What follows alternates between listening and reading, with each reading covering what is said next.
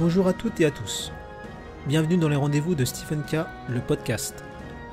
Je m'appelle Steven Kitirat, réalisateur et journaliste autodidacte. Depuis 2016, j'ai rencontré des personnalités hors du commun et je suis ravi de vous faire partager ces échanges. Ensemble, nous allons à la rencontre des héros du quotidien qui partagent leur vision du monde, une perception positive qui aide à envisager l'avenir avec optimisme.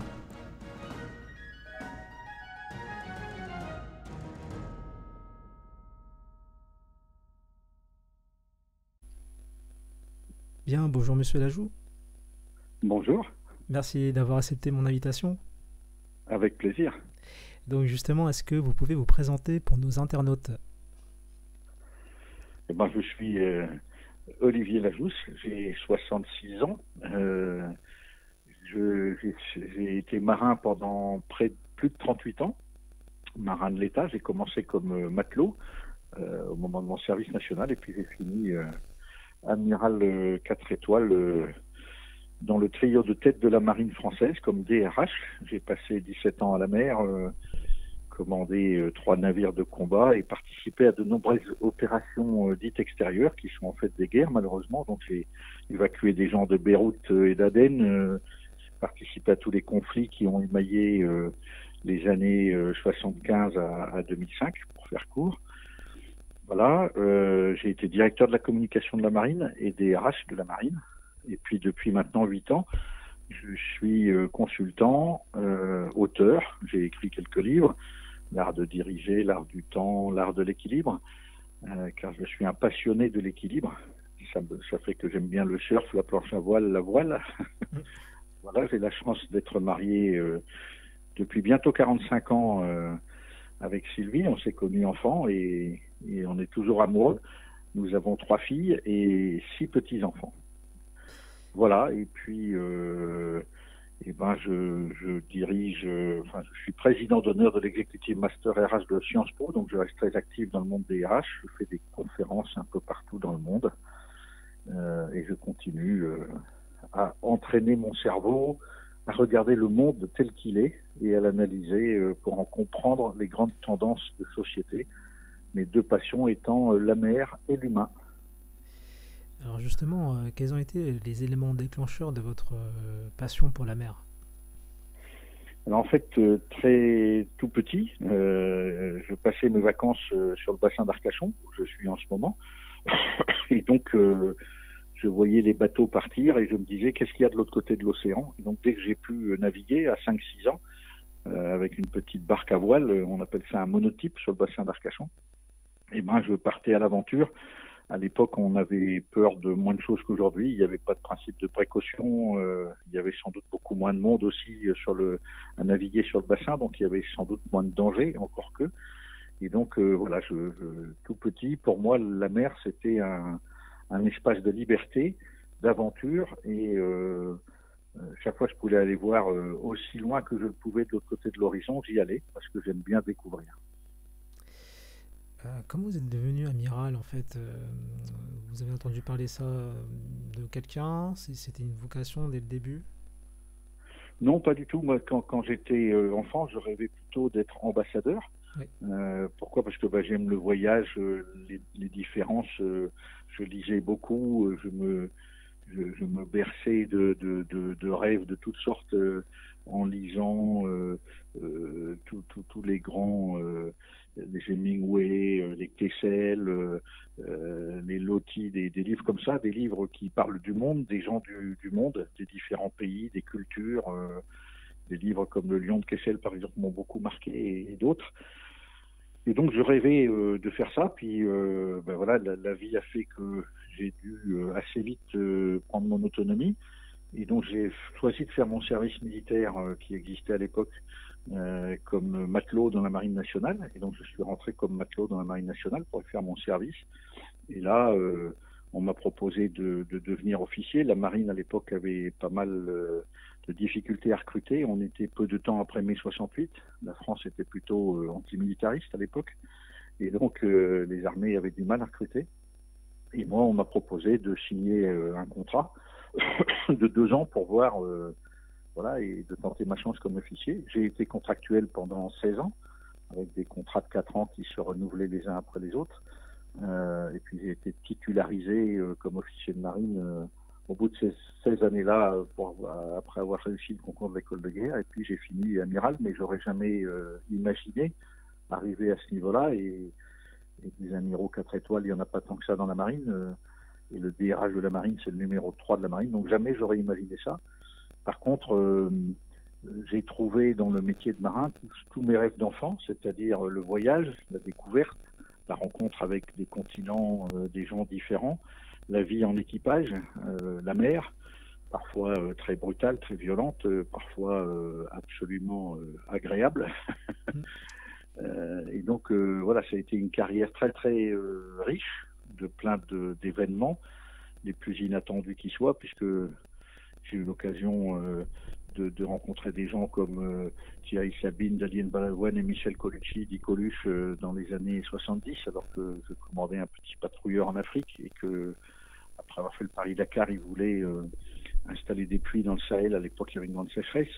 J'ai eu la chance de rencontrer Mère Teresa, de côtoyer, de voir Nelson Mandela, et je suis même acteur dans un James Bond à la 27e minute de GoldenEye. Et tout ça, je le dois à la marine. Ce sont des clins d'œil incroyables. Et quand les gens pensent amiral ou général, ils pensent militaire, un monde très fermé, très rigide. Moi, pendant 40 ans, pratiquement, j'ai vécu une vie incroyable d'aventures, de rencontres, d'événements très différents les uns des autres. Ils m'ont fait côtoyer des chefs d'entreprise, des ambassadeurs, des chefs d'État, des ministres, des religieux, des syndicalistes, des artistes, bref, l'humanité. Et donc mon rêve et de mer et d'humain a été entièrement comblé. Merci à la Marine nationale de m'avoir permis ce parcours. Et puis bien sûr, il y a un facteur de chance et puis ce qu'on fait soi-même. Moi, j'aime bien l'expression escalier social. Je ne crois pas une seconde à l'ascenseur social. C'est un mot qui a plutôt tendance à m'agacer parce que ça laisse croire qu'il suffit de prendre une boîte qui monte les étages et on va les monter. Non, on est l'acteur de sa vie. Il ne faut pas être le passager clandestin de sa vie. Et pour ne pas être le passager clandestin de sa vie, il faut faire des choix, il faut s'engager, il faut monter les marches les unes après les autres. Certaines sont plus dures que d'autres, surtout dans un pays comme la France où on est souvent, trop souvent malheureusement, jaugé en fonction du diplôme qu'on a eu à 20 ans ou à 22 ans. Et donc si le diplôme est important, c'est pas le diplôme qui fait l'homme, comme je dis. Et je regrette que il y ait tant d'importance donnée au diplôme par rapport au savoir-être des gens. Et donc je continue à militer pour que on donne sa chance au plus grand nombre. Mais pour autant, je reste convaincu que c'est bien quand on peut avoir des diplômes. Encore faut-il être issu du milieu social qui va bien, de pouvoir avoir une enfance suffisamment sereine pour pouvoir se consacrer aux études. Et tout le monde n'a pas cette chance-là, et il ne faut jamais l'oublier. Et donc, je suis un fervent défenseur de l'égalité des chances. Alors, vous avez fait beaucoup de rencontres, hein, vous en avez parlé précédemment. Comment gère-t-on, par exemple, des conflits Est-ce que ça s'apprend Il y a des techniques d'apprentissage ou c'est vraiment vous, par votre vécu, expérience, personnalité, qui fait du coup toute la différence sur le moment? Comme toujours, je pense qu'il y a un subtil mélange d'inné et d'acquis. Il y a des gens plus doués que d'autres pour vivre dans les conflits, les supporter et bien les gérer. D'autres qui sont moins doués. Ensuite, ça s'apprend, oui, dans les écoles de guerre, dans les écoles militaires. On prépare les gens à leur métier, c'est-à-dire à être dans des conflits. Ce que j'appelle le pire échec de l'humanité, c'est-à-dire la guerre. La guerre, c'est parce qu'on n'a pas réussi à convaincre l'autre qu'on pouvait trouver une autre solution pour régler un problème. Et donc, malheureusement, à un moment ou à un autre, il faut la faire. Il faut toujours regretter de devoir la faire. Ensuite, si on y est conduit, évidemment, il faut tout faire pour la gagner. Mais on ne doit jamais la faire sous l'emprise de la haine, de la colère, du rejet de l'autre. Ça doit être toujours « j'ai pas pu faire autrement ». Et maintenant, puisque l'autre se met en situation de m'imposer, d'être dans ce rapport de force, je vais devoir lui soumettre. Dans les écoles de guerre, on apprend beaucoup aux gens à maîtriser leur colère, à travailler leur colère. Moi, je me souviens quand j'intervenais dans ces cénacles-là, je disais deux choses. La première, le premier qui s'énerve est perdu. Et à titre personnel, chaque fois qu'il m'est arrivé de m'énerver, et ça m'est arrivé comme tout le monde, ben chaque fois j'ai perdu parce que j'ai vu dans le regard des autres soit un rire cynique en disant ça y est, j'ai trouvé comment te faire craquer, soit de l'effroi, de gens qui avaient peur parce qu'ils comptaient sur moi pour faire un certain nombre de choses, et en me voyant m'énerver, ils voyaient que j'étais pas équilibré ou stable. Donc voilà, la colère est toujours mauvaise conseillère, elle nous fragilise, elle donne à nos adversaires des points pour savoir comment nous faire craquer, et elle effraie nos propres équipes. Et donc il faut apprendre à maîtriser la colère, et ça se travaille. Et en particulier, c'est la deuxième formule que j'utilise, je l'emprunte au Mahatma Gandhi qui dit « Personne ne peut me blesser sans ma permission. » Sans ma permission. Et donc chaque fois qu'on a le courage non pas de ne pas avoir d'ego, ça serait stupide, il faut un ego parce que l'ego c'est ce qui fait notre personnalité, notre identité par rapport à plein d'autres personnes. Simplement il faut accepter que on n'est pas le seul au monde, et qu'il faut prendre le temps de rencontrer l'autre, de laisser jaillir la vie, de laisser venir les choses, de les accueillir, de voir comment on se positionne par rapport à elles, sans chercher ni systématiquement à dominer, à imposer, à vouloir que l'autre soit ce qu'on veut qu'il soit. Nous-mêmes, on n'accepte pas qu'un autre nous dise comment il faut être, donc pourquoi est-ce qu'on se permet de le faire avec d'autres? C'est toutes ces choses-là auxquelles on fait réfléchir les militaires dans les écoles militaires, pour que, et on leur rappelle que les lois de la guerre leur interdisent d'agir par haine et colère et violence et vengeance. Après, la nature humaine est ainsi faite, c'est que l'homme c'est une boule d'émotions avant d'être une équation rationnelle. Et donc, sous l'emprise des émotions, on peut très vite partir dans des comportements extrêmes. Un bon dirigeant, c'est quelqu'un qui sait apaiser les choses et qui ne laisse jamais les émotions aller trop loin au point qu'on ne les maîtrise plus. C'est pas simple, ça se travaille, ça s'apprend, souvent sur le terrain, en voyant tout le mal que peuvent faire des émotions extrêmes, notamment quand il s'agit de haine et de vengeance. Voilà, donc tout ça, ça s'apprend, mais je pense qu'il y a de toute façon des caractères en colère et des caractères apaisés.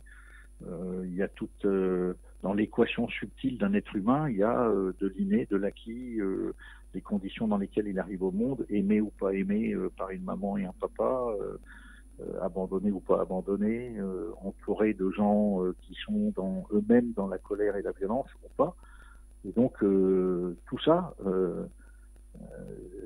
fait que l'homme, qui est un animal social, il est très sensible à l'environnement social dans lequel il est, et cet environnement social détermine une partie de ses comportements.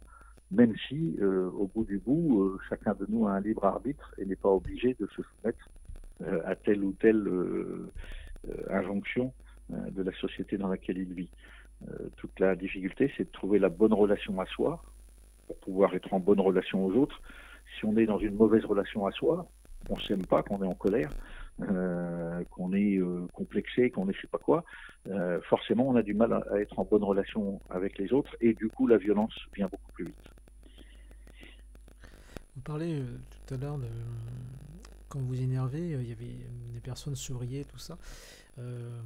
Avec recul, aujourd'hui, si on vous provoque à nouveau, vous faites comme si rien n'était, ou vous leur répondez, mais d'une certaine façon, de manière intelligente?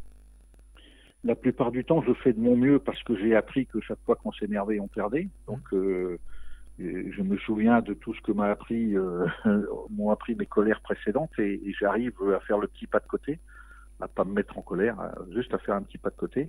Mais il m'arrive aussi, selon la fatigue, plein d'éléments, de craquer encore. Et donc, malheureusement, je ne suis pas encore complètement guéri de la colère, même si quand je la sens poindre, j'ai la force, la plupart du temps, mais pas toujours hélas, de faire le petit pas de côté, de dire hop, te laisse pas emporter.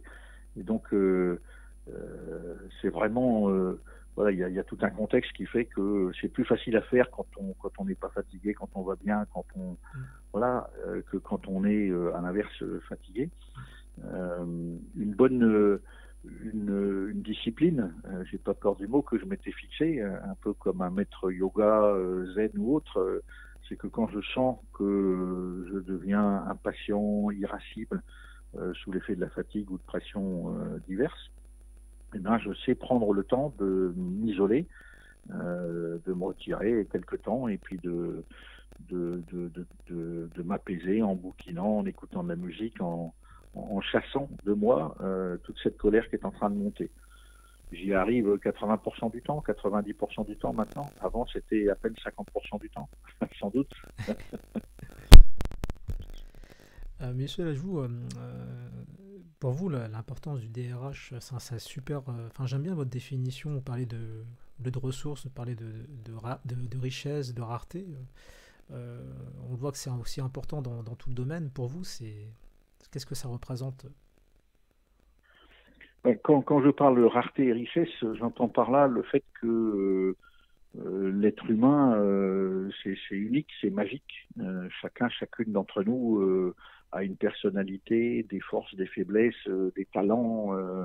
Et donc, c'est ça qui est magique. Plus on rencontre de gens, plus on est émerveillé.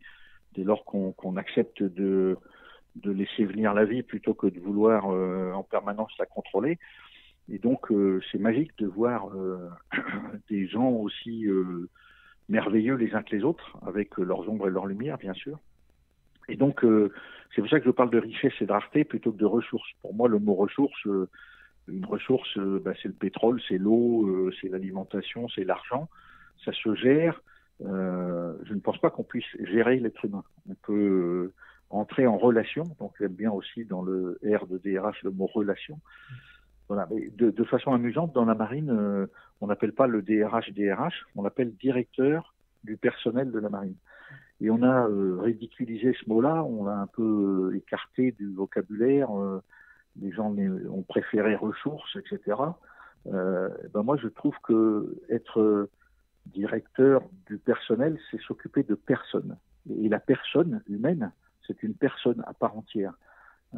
Et je trouve que ce serait bien de réhabiliter le mot personne plutôt que ressources. Ressources, qu'est-ce que ça amène derrière comme idée? Le mot ressources, c'est que ça se gère, et donc on gère une masse salariale, on gère des emplois, on gère tout ça, et on oublie un élément clé, c'est que l'équation humaine, elle est tout, sauf écrite d'avance, et que c'est un peu comme un tableau de peintre impressionniste, des petites taches qui viennent les unes après les autres, qui vont faire potentiellement un beau ou un pas beau tableau.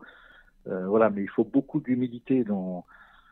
J'utilise souvent le mot humour comme une contraction d'humilité et d'amour, de humilité, our de amour, parce que pour moi, aimer les gens, aimer la vie, aimer le vivant, ça demande beaucoup d'humilité parce que le vivant est dérangeant, déstabilisant. En ce moment, on vit une crise, une crise sanitaire, une pandémie qui nous déstabilise tous. Ça, c'est la vie. La vie, elle est faite de toutes ces contrariétés. Le grand Emmanuel Kant disait on reconnaît l'intelligence à la capacité d'incertitude. On peut remplacer le mot incertitude par contrariété qu'un individu est capable de supporter. Et donc, plus on apprend à vivre avec des contrariétés et à les transformer en opportunités de faire des choses, mieux c'est. Et donc, l'hyper-liberté n'a pas de sens, tout comme l'hyper-sécurité n'a pas de sens. Et donc, il faut en permanence aller chercher cet équilibre avec une clé pour moi qui est fondamentale, c'est se souvenir que la vie est fragile, elle peut partir à tout instant. C'est elle qui a raison, elle est puissante, elle invente plein de choses. Après une sécheresse, la première goutte de pluie, et tac, on va ressortir une petite pousse verte. C'est ça la vie, le vivant, c'est ça.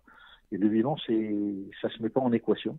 C'est complexe, on peut le comprendre, on peut le décoder, on peut en comprendre un certain nombre de choses, et la science permet d'avancer sur plein de choses. Il n'empêche, le vivant, ça reste complètement désarçonnant, potentiellement déstabilisant, et donc quand on aime être obligé de sortir de soi. On a beaucoup entendu sortir de sa zone de confort, des choses comme ça. Au-delà de ça, c'est jusqu'où suis-je prêt à accepter de m'adapter en permanence. Moi, ce que j'ai aimé dans la vie de marin, c'est que celle qui commande, c'est la mer. Un grand navigateur qui a gagné 2 fois le Vendée Globe, c'est pas rien, Michel Desjoyaux, quand il arrive pour la 2e fois vainqueur au Sable d'Olonne, de cette course absolument incroyable, le journaliste lui dit alors, Michel, c'est quoi ta première réaction après cette belle victoire? Et il répond d'une voix incroyable, très calme, eh ben, elle m'a laissé passer. Elle m'a laissé passer. Et j'ai adoré cette phrase, à la fois pleine d'humilité et de vérité, c'est-à-dire que celle qui commande, c'est la nature. Quand elle est déchaînée, en colère, elle peut tout emporter. Une tornade, en quelques secondes, emporte la maison qu'on a mis des années à construire. C'est la vie. Et donc, une fois qu'on a compris ça, je pense qu'on s'apaise par rapport à un certain nombre de contrariétés qu'on a du mal à supporter. Les gens en colère sont souvent des gens contrariés parce qu'ils n'acceptent pas que ça ne se passe pas comme ils voudraient que ça se passe. Eh bien, il faut accepter que plus on est prêt à retrouver des solutions, à trouver des solutions dans les contrariétés, plus on a des chances d'aller au bout du monde. Alors, on a appelé ça la résilience, on appelle ça comme on veut, mais c'est très humain. Voilà, et les parents de jeunes enfants savent bien jusqu'où on laisse un enfant aller au bout de son caprice, à hurler, à tout casser parce qu'il est en colère. Comment on le ramène à la raison, c'est quoi les clés, comment on lui parle, comment on lui fait comprendre que ça n'a pas de sens de se mettre dans un état pareil. Voilà, c'est toutes ces choses très simples en fait. Il ne faut pas en faire des concepts ou des mots intellectuels de consultants, comme disent certains, mais ramener à des choses très simples de la vie pour bien comprendre que s'adapter, qui est un mot à la mode, c'est simplement trouver la bonne relation à soi pour être en bonne relation au vivant. Oui. Vous parlez des jeunes. Est-ce que vous avez un message pour celles et ceux qui veulent réaliser leurs rêves? Mais il faut toujours avoir des rêves et tout faire pour les réaliser. Il faut simplement que ces rêves ne nous rendent pas fous ou ignorants ou irrespectueux des autres. Un rêve ne se réalise bien que quand justement on accepte que pour le réaliser, il faut conjuguer les choses plutôt que de les opposer. Il faut aller, comme je le disais tout à l'heure, un peu comme un peintre. J'aime beaucoup la peinture impressionniste. Voilà, c'est ces petites touches, ces petites taches de couleur qui, les unes après les autres, vont faire potentiellement que le rêve va être magnifique et se réaliser. Il faut avoir la patience du temps, en sachant, d'ailleurs plus que du temps, il faut parler du rythme. Si on va trop vite à certains moments, on met tout le monde en danger, soit le premier. Si on va trop lentement, on rate plein d'opportunités potentiellement. Et donc, un peu comme un danseur de tango ou de rock, ou comme un surfeur sur sa planche et la vague, il faut jouer avec tous ces éléments-là, la musique, et trouver le bon rythme. Avec sa cavalière, avec la musique quand c'est de la danse, avec la vague quand c'est du surf. Et donc moi j'aime bien ces images-là, c'est est-ce que je suis au bon rythme? Parce que si je suis au bon rythme, je pourrais réaliser mon rêve. Si, au prétexte de réaliser mon rêve, je m'autorise à brutaliser les choses, à aller trop vite, à passer des étapes, à oublier d'écouter ou de regarder ou d'observer pour enrichir le rêve, eh ben, le rêve deviendra vite un cauchemar. Et donc c'est ce cheminement, mais il faut surtout ne jamais mettre de limites à ses rêves et se donner les moyens de réaliser. En ce moment, on parle beaucoup de mon ami Philippe Croizon. Moi, j'ai eu la chance de le connaître peu de temps après qu'il ait récupéré de son terrible accident, plus de bras, plus de jambes. Et il nous a dit, je veux traverser la Manche à la nage. Il y avait beaucoup de gens qui se posaient. Qui est venu vers vous? Oui, absolument. D'accord. Et donc, C'est il marrant. a demandé, il avait besoin d'autorisation pour traverser la Manche à la nage, D'accord. et notamment qu'on mette de la sécurité autour de lui. Et donc, moi, j'étais à ce moment-là encore dans la marine. Mm. Et il m'a contacté parce qu'il m'avait entendu, je sais plus à quelle occasion. On s'est rencontrés et j'ai fait en sorte que la marine mette en place un dispositif via le préfet maritime de la Manche et de la mer du C'est Nord génial. pour accompagner cet exploit. Et voilà. Et cet homme-là, quand on parle de rêve, ben, c'est un bel exemple. C'est-à-dire Mm. que il ne fait pas n'importe quoi, il peut pas se le permettre. Et donc, il a su aller puiser des grands rêves et taper aux bonnes portes. Et puis après, un rêve, ça se réalise parce qu'on rencontre les bonnes personnes qui vont vous aider à réaliser le rêve. Lui-même dit en ce moment, Exact. ben voilà, je rêvais, le rêve fou, pourquoi pas, d'un vol spatial. Mm.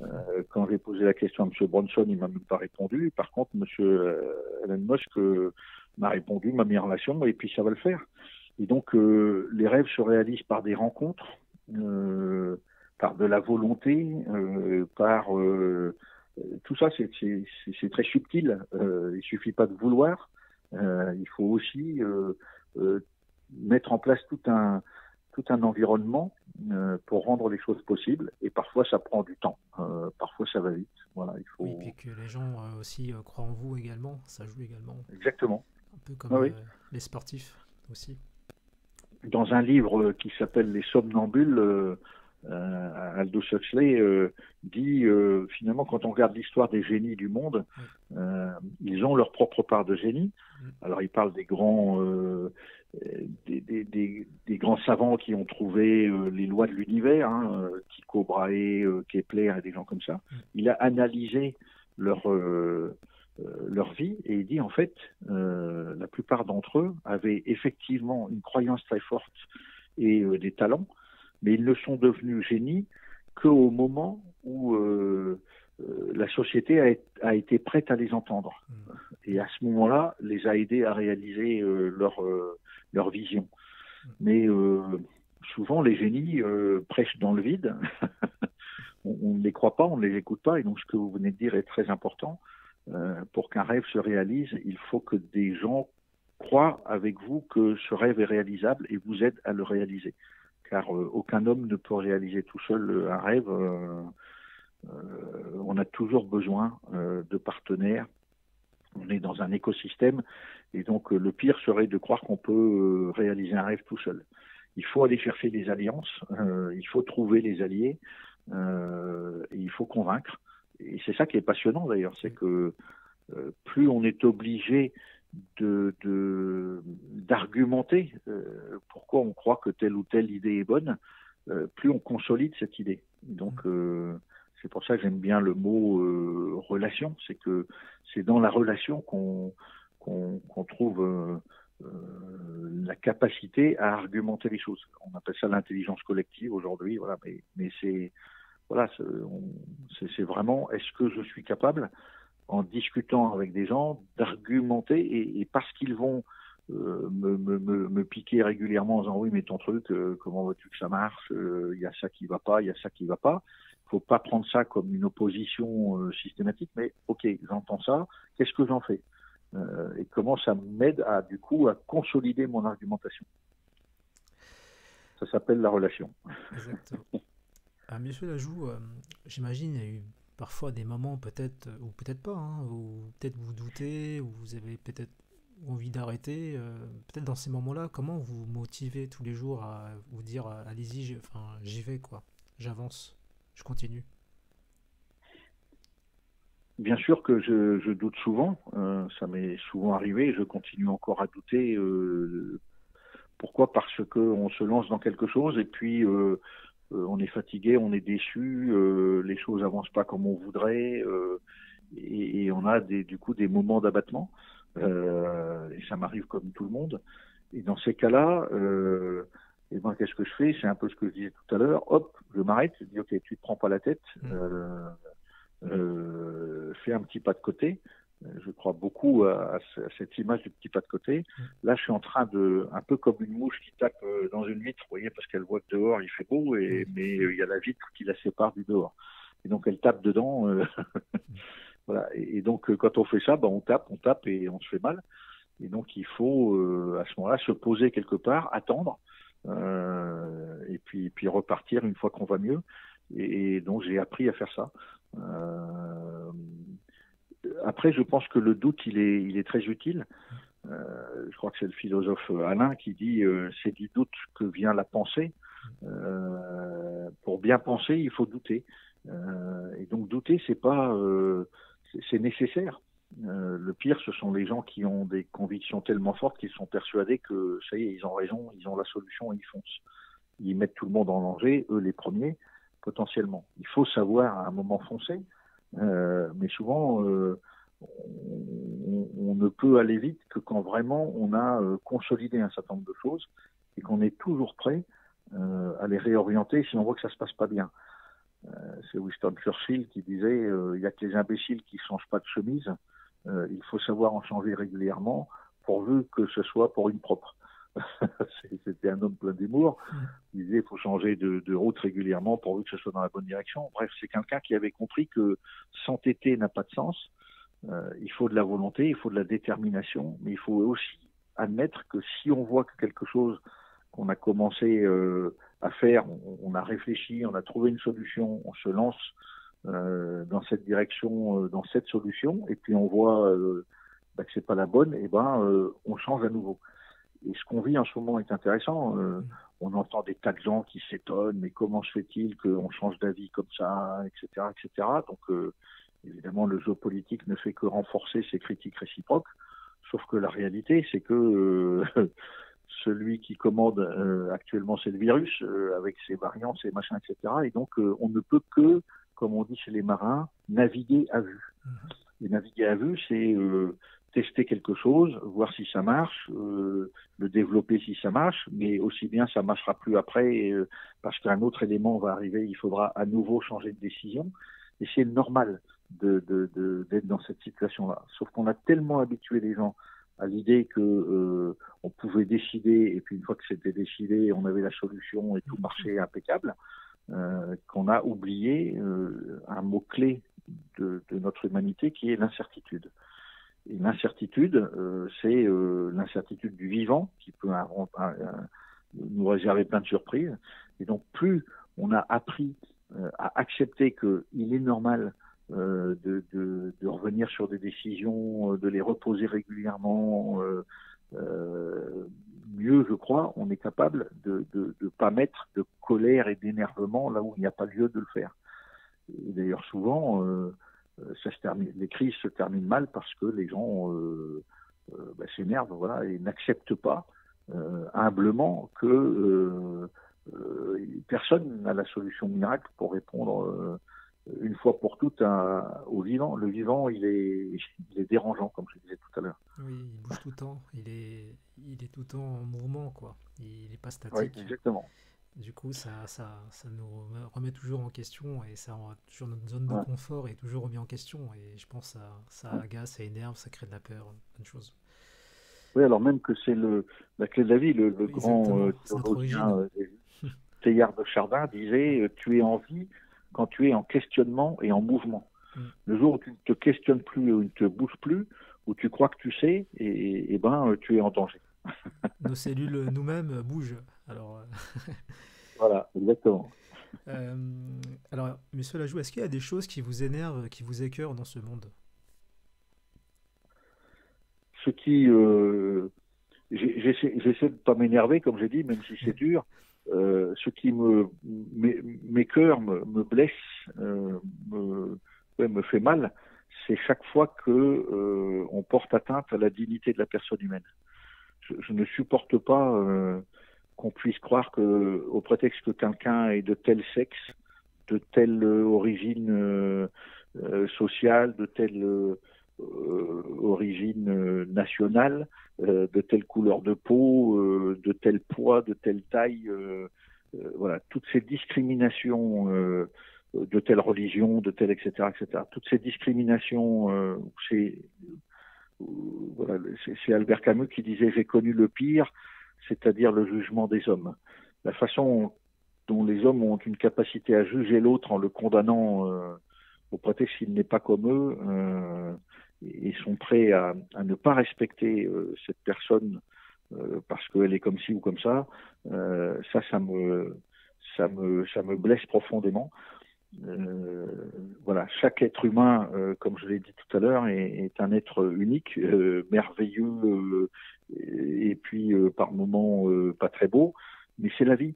Et donc, il faut s'interdire de ne pas comprendre l'autre, hein, et donc de le juger plutôt que d'essayer de le comprendre.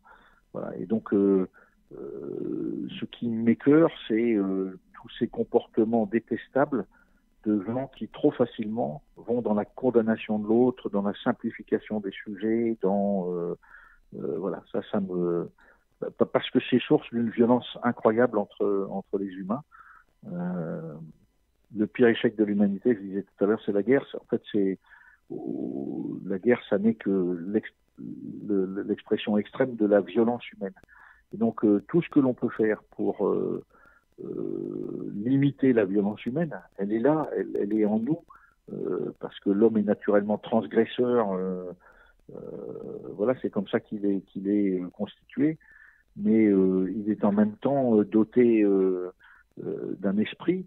Et donc il faut que cet esprit-là, on le façonne le plus possible pour s'interdire tout ce qui manque de respect à l'autre. L'irrespect me met en colère.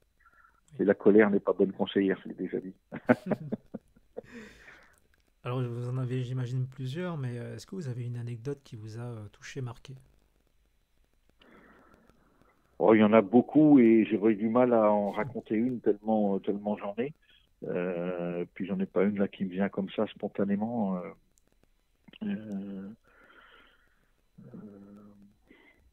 Bon, je suis un peu sec là. Non, Désolé. on parlait tout à l'heure des personnes qui croient en vous. Est-ce que vous voulez remercier des personnes qui ont cru en vous et qui ont fait de vous ce que vous êtes en termes de valeur? Oui, bien sûr. La première que je remercie, c'est Sylvie. Hein, c'est celle avec qui je vis depuis que je suis tout petit. On est tombé amoureux, comme j'ai dit tout à l'heure, 45 ans de mariage. Je pense qu'elle est... voilà, sans elle, je ne serais pas l'homme que je suis. Et donc, on n'a pas besoin de beaucoup se parler. On est ensemble depuis très longtemps, mais on se comprend. Voilà. Et elle a cette capacité à décoder plein de choses. Et donc, c'est un vrai bonheur de pouvoir échanger avec elle. Voilà, c'est vraiment mon âme sœur. Et je souhaite à tout le monde d'en avoir une. Donc, elle, la première. Ensuite, dans ma vie professionnelle, oui, il y a des gens qui m'ont permis, en me donnant des signes de confiance très forts, de me réaliser. Et donc, je les ai jamais oubliés. Je me souviens, par exemple, de l'amiral Jouarnoulins, qui était le patron de la marine au milieu des années 70, et qui a été l'un de ceux qui a dit il faut qu'on ouvre un peu le champ à des profils différents, etc. Et c'est lui qui m'avait encouragé à devenir officier.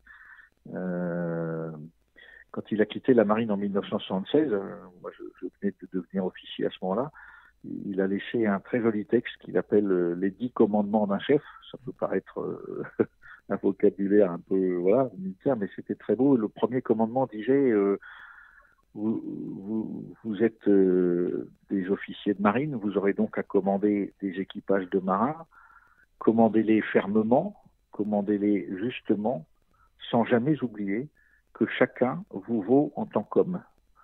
Et ça, c'était le premier commandement, et j'avais trouvé ça absolument merveilleux, qu'un type arrivé à ce niveau-là. En plus, c'était un homme qui s'était retrouvé engagé dans la Seconde Guerre mondiale, puis le conflit d'Indochine, puis d'Algérie. Donc voilà, c'était quelqu'un qui avait vu le pire de l'humanité et le plus beau de l'humanité, les deux à la fois.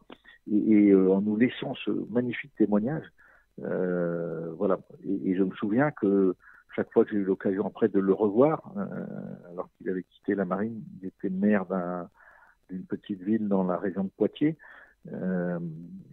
J'aimais pouvoir échanger avec lui et dire Amiral, merci pour ce cadeau que vous nous avez fait et que vous m'avez fait à moi en particulier en me donnant l'envie de me lancer dans cette carrière et puis et avec ce repère clair, le marin ne peut réussir qu'en équipage et celui qui se trouve à la tête de l'équipage, qu'on appelle le capitaine ou le commandant dans la marine, eh bien, il ne peut pas réussir s'il n'aime pas, s'il ne comprend pas les marins avec qui il va vivre l'aventure des navigations qu'on va lui confier. Voilà, donc cet homme-là a marqué ma vie. Il y en a d'autres, hein, j'ai d'autres mentors comme ça qui m'ont, à des moments où je m'interrogeais, voilà, qui ont su me donner des signes très forts de confiance. Et ça m'a permis, voilà, d'aller de l'avant. Et j'ai jamais manqué de garder des contacts avec eux. Il y a quelques années, on n'envoyait pas des mails ou des choses comme ça, mais on prenait le temps de prendre un stylo et d'écrire. Et donc, il y a beaucoup d'officiers avec qui j'ai travaillé, mais aussi d'autres qui n'étaient pas officiers et qui étaient plutôt dans mes équipes. Et j'ai gardé avec eux des contacts. Et même aujourd'hui, des gens que j'ai connus il y a plus de 30 ans, on a plaisir de temps en temps à échanger un petit mot. Alors aujourd'hui, on le fait par Internet. Avant, c'était par courrier. Mais voilà, on garde ce lien et on n'a pas besoin de dire 10 000 choses. On sait ce qu'on s'est apporté mutuellement. Et ça, c'est important. Oui. Dans une émission, vous avez dit d'aller au bout de ses rêves. Ça m'a fait rappeler une phrase de monsieur André Comté-Sponville que j'ai interviewé qui m'avait dit exactement la même chose. Et donc, je lui ai dit c'est marrant le parallèle. Vous, aujourd'hui, est-ce que vous avez encore des rêves que vous voulez réaliser? Oui, bien sûr. À 66 ans, on est déjà un peu vieux, mais encore un peu jeune. Et de toute façon, c'est dans la tête que ça se passe. Et donc, moi, j'ai la chance d'avoir beaucoup reçu dans ma vie professionnelle de marin. Et donc, tout ce que m'ont appris les différentes aventures, entre guillemets, que j'ai eu à vivre sous l'uniforme de marin, je trouve passionnant aujourd'hui de les partager avec différents publics, notamment dans le monde de l'entreprise où on voit bien que l'esprit d'équipe n'est pas toujours au rendez-vous, alors même que tout le monde en parle. Et du coup, le modèle d'un bateau de la marine avec son équipage et la façon dont ça tourne harmonieusement, même dans les conditions les plus compliquées, j'ai grand plaisir à partager ça et à voir les réactions des gens et du coup, voilà, à échanger. Et donc, voilà, mon rêve, c'est surtout de ne pas m'isoler et de continuer à rester en relation avec des gens, à échanger avec eux, voilà, donc à continuer à naviguer d'une certaine façon en allant à la rencontre de gens qui, je pense, sont toujours, enfin, en tout cas ceux que je côtoie, ils sont dans un premier temps un peu étonnés parce que dans leur tête, ils se disent mais qu'est-ce qu'un amiral militaire, machin, qu'est-ce que ça peut m'apporter? Et puis quand on se parle tranquillement et qu'on pose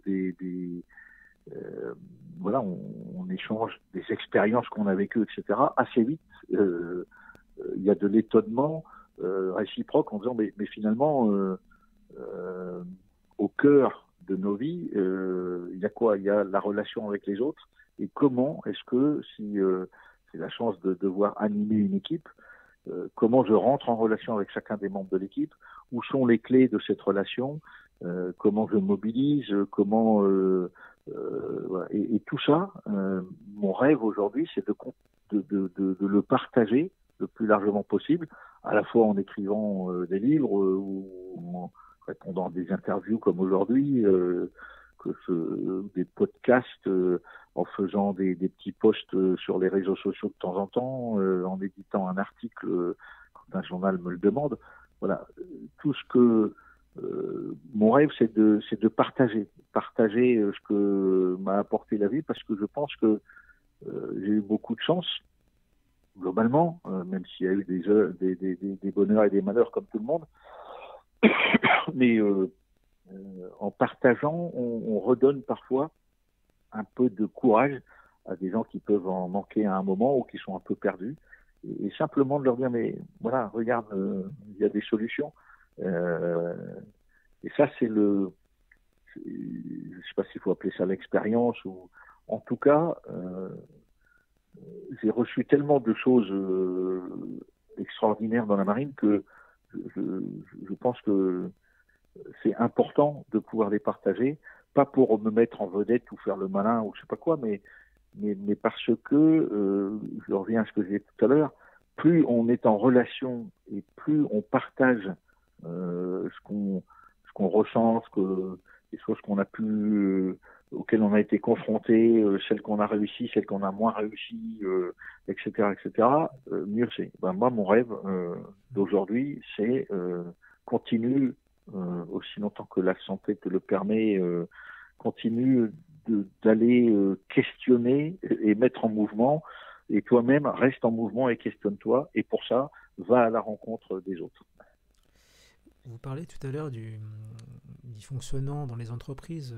C'est dans quel secteur exactement? C'est évidemment, je pense, le relationnel, mais est-ce que, par exemple, comment dire, tout le monde compte dans l'entreprise, mais le fait d'avoir un bon patron qui gère bien l'entreprise, qui connaît bien les gens, qui sait bien parler à ses employés, c'est vraiment important. C'est lui le socle, la base même. Alors, je pense que moins on personnalise l'exercice du pouvoir, mieux c'est. Euh, Là où ça marche bien, c'est quand une équipe dirigeante, globalement, a cette capacité à mobiliser les équipes. Dans la Marine nationale, un bateau qui emploie 200 marins à peu près, donc c'est une grosse ETI, on va dire, une grosse entreprise de taille intermédiaire, et ben, c'est dirigé par 5 personnes. Il y a le commandant qu'on pourrait comparer à un président. Il y a le commandant en second qui est le directeur général. Ces deux-là ont une vision globale du bateau. Et puis, il y a 3 commandants adjoints. Le commandant adjoint navire qui s'occupe de tout ce qui est logistique, supply, etc. Le commandant adjoint opération, en gros c'est le business pour faire court. Et puis le commandant adjoint équipage qui s'occupe de tout ce qui est personnel, RH, administration. Voilà, et donc, ces 5 personnes, hommes et femmes d'une petite quarantaine d'années, qui sont des officiers supérieurs, donc expérimentés, qui ont eux-mêmes commandé parfois une première fois, une deuxième fois à la mer. Ces 5-là, ils travaillent ensemble et ce sont eux qui donnent le ton et s'appuient sur une équipe de managers qui sont les capitaines et les commandants ou les lieutenants, pour faire court, et puis une équipe d'opérateurs avec différents niveaux, des techniciens supérieurs qui encadrent des équipes, et puis l'opérateur qui est derrière tel ou tel équipement. Donc tout ça, ça fait un équipage, et ça marche parce que personne, même si le commandant, un peu comme le mandataire social en entreprise, a la pleine et entière responsabilité de tout ce qui va se passer, et c'est lui qui rendra compte si ça se passe bien ou mal, eh bien, s'il s'isole en personnalisant le pouvoir, il se mettra en danger, il mettra tout le monde en danger. En revanche, s'il crée une dynamique d'équipe qui fait que chacun tiendra son rôle, moi je suis pas à l'aise avec l'idée de l'entreprise libérée, parce que je pense que c'est pas le bon vocabulaire. En revanche, je suis très à l'aise avec l'idée qu'elle sous-tend, c'est-à-dire plus une organisation rend les gens autonomes et responsables, mieux c'est. Mais pour que les gens soient autonomes et responsables, il faut plusieurs choses très claires. La première, c'est qu'il faut former chacun des maillons de la chaîne. Je dis souvent, une organisation, c'est comme une chaîne de mouillage de bateau. Vous savez, il y a l'encre, elle va au fond, elle s'accroche au fond, et entre l'encre accrochée solidement sur le fond marin et le bateau en haut, il y a une chaîne qui permet d'être en sécurité au mouillage. Un maillon de la chaîne vient à casser et le bateau part à la dérive et c'est très dangereux. Donc il faut que chaque maillon tienne. Il n'y a pas de maillon qui ne compte pas. Ça d'ailleurs, la crise nous l'a rappelé, c'est que à considérer certains métiers comme moins importants que d'autres, on s'est mis en danger puisqu'on a démobilisé un certain nombre de gens en leur laissant croire qu'ils n'étaient pas importants. Tout le monde est important. Et la crise nous a rappelé qu'un éboueur, un livreur, une aide-soignante, c'était des gens très importants. mais on ne les a pas regardés comme tels pendant trop longtemps. Voilà. Et donc je pense que ça aussi, il faudra s'en souvenir à la fin de la crise en disant les organisations qui laissent croire à certains qu'ils sont moins importants que d'autres, elles sont dangereuses. Tout le monde est important à un moment ou à un autre. Et surtout, tout le monde dépend de tout le monde. Et donc la bonne entreprise, plus que libérée, c'est celle qui rend chacun des acteurs de cette chaîne, chaque maillon de la chaîne, autonome et responsable. Pour que chaque maillon soit autonome et responsable, il faut que chaque maillon ait été formé et qu'on lui donne les moyens de son autonomie et de sa responsabilité. Comment attendre de quelqu'un qui fasse bien ce qu'il a à faire si on ne lui a pas donné les outils, si on ne lui a pas donné la formation, etc., etc. Et c'est là que il y a parfois des injonctions très paradoxales dans l'entreprise où on demande aux gens de faire des choses sans leur en donner les moyens. Ça, c'est inacceptable. Et donc, une équipe dirigeante, elle ne cesse de s'assurer que chaque maillon de l'organisation est bien formé et dans les bonnes conditions pour faire le travail, a les outils qu'il faut pour le faire, et pour ça, est régulièrement au contact de ces équipes-là. Alors plus l'organisation est grosse, plus bien sûr c'est partagé dans des chaînes de responsabilité, de managers de proximité, de choses comme ça. Mais si la tête, c'est-à-dire les dirigeants, ne sont pas parfaitement conscients de la façon dont fonctionnent les jambes, et ben la tête et les jambes ne sont pas bien coordonnées. Et trop souvent, et plus les organisations sont complexes et grosses, plus on éloigne la tête des jambes, plus on met en danger l'organisation, moins il y a de compréhension globale et de respect du rôle de chacun. Voilà. Et donc par ces petites images-là, c'est celle que je partage avec les chefs d'entreprise. Je leur dis, n'oubliez jamais une chose. L'entreprise, c'est d'abord et avant tout une aventure humaine. Quand les hommes et les femmes qui se lèvent le matin pour venir travailler dans votre entreprise, ils viennent en sachant qu'ils ont de l'autonomie, de la responsabilité, qu'il y aura une solidarité si jamais ils ont une difficulté, qu'ils pourront demander sans se faire envoyer promener, voire pire. Quand tout ça est en place, tout va bien et le résultat, la performance de l'organisation dépend de cette énergie positive des équipes. Quand, à l'inverse, l'entreprise ne se soucie pas de l'humain et s'occupe plus soit de la technique, soit de la finance, oubliant que la finance, c'est le résultat d'une équipe qui va bien, on voit bien toute la brutalité qu'il y a derrière le temps court du tout financier ou le temps faux du tout technique. Non, je dis souvent, quand je suis grossier, je parle de PFH, mais je vais être plus poli, donc je vais dire IFH, comme improbable facteur humain. Je vous laisse deviner ce que peut dire le P, facteur humain. Voilà, mais on va être poli, donc on va dire l'improbable facteur humain. Et au cœur de l'entreprise, c'est le facteur humain qui fait la différence. Quand les équipes vont bien, l'entreprise va bien. Parce que les gens trouvent des solutions. Oui. Alors pour finir, est-ce que vous voulez évoquer un thème qui vous tient à cœur? Mot de la fin. Pardon? Alors pour finir l'interview, est-ce que vous voulez évoquer un thème qui vous tient à cœur? Un mot de la fin, quoi. Un thème qui me tient à cœur? Un thème, oui. Ben, c'est vraiment celui que je viens dont je viens de parler tout au long de cette interview, c'est l'humain.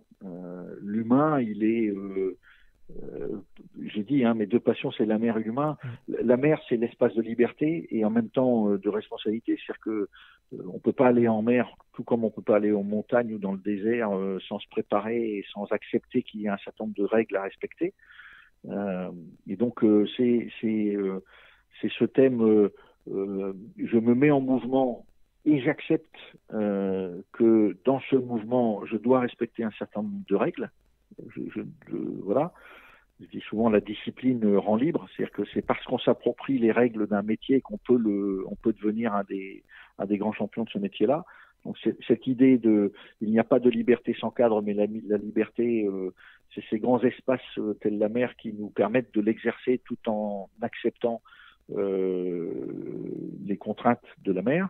Et une fois qu'on est au milieu de l'océan, Moi, j'aime bien naviguer en équipage plus qu'en solitaire, et donc c'est comment, avec l'équipage, je serai en relation en permanence, cette relation vivante qui va m'obliger en permanence à trouver la bonne relation à moi pour être en bonne relation aux autres. Et donc, ces deux thèmes-là,